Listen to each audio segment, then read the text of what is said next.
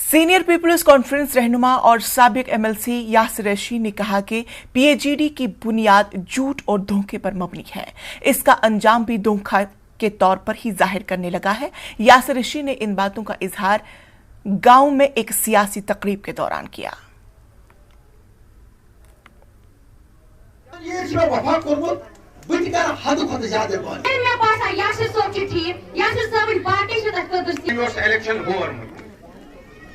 Election ज़ेनुन use और ऐसे election 2014 में इन्होंने हमें अल्लाह ताला ने छोटा सा मौका दिया।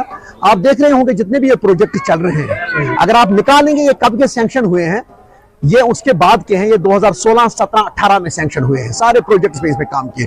इन लोगों को पता है, मैंने एक एक ऑफिसर को यहाँ लाया, हर कोच या हर गली में मैं घूमा और यहाँ पर हमने ये प्रोजेक्ट सैंक्शन करवाए। ये पीएचडी से जिस दिन पीएचडी बनी, मैंने उस दिन भी कहा, एक ही बात मैं कहूंगा, मैं अभी भी कह रहा हूँ, ये धोखा धोखा धोखा। वो फिल्म पिक्चर होती ना धोखा, ये वही एक पिक्चर चल रही है, धोखा। लोगों को झूठ बोलना और आयन टाइम पे ये खाली सोच रहे हैं हम कैसे सर्वाइवल करेंगे, हम कैसे हुकूमत बनाए, हम कैसे सीटें लेंगे।